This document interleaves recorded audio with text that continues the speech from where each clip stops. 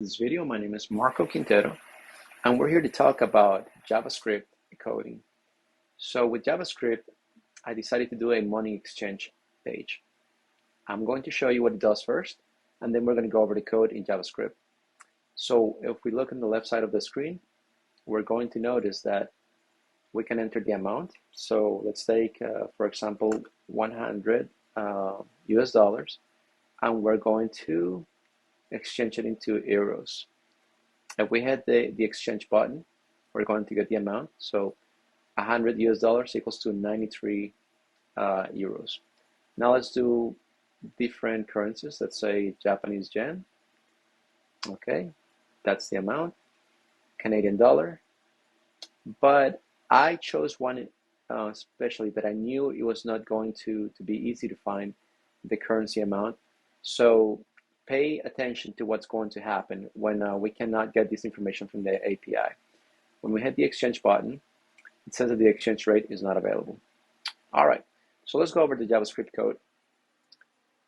So on the JavaScript code, so if we notice, we have several variables that are assigned to HTML elements using the document getElementById method. These variables are exchange button, amount input, currency from select, currency to select, and result div. Okay, the exchange button variable is assigned to a button element with the ID of exchange button. The amount input variable is assigned to an input element with ID of amount, and the currency from select and currency to select variables are assigned to select elements with IDs of currency from to and currency to respectively.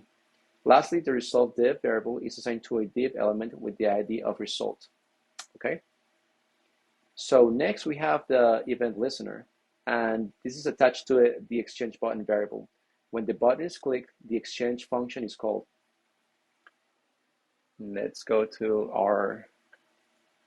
This is the exchange asynchronous function, and the exchange asynchronous function does the actual exchange rate calculation. It first gets the value of the amount input currency from select and currency to select variables. It then uses the fetch method to get the exchange rate data from an API, and the API used is right here. Okay. The URL used in the fetch, this method is generated using a template literals with the currency from variable included in the URL. After the response is received, it is converted into a JSON object using the JSON method. The conversion rates are then extracted from the JSON object and assigned to the exchange rate variables. And if an exchange rate is available, it calculates the exchange as we noticed earlier while I was showing you on the left side of the screen, and the amount just displays on the result div using the template literals. If an exchange rate is not available, then it displays this message right here, which is exchange rate not available. Okay, and that's in the result div. And lastly, we have this reset function. It clears all the input fields and the result div when it's called. And that's it for this JavaScript code. Thank you for watching, and I hope you enjoyed.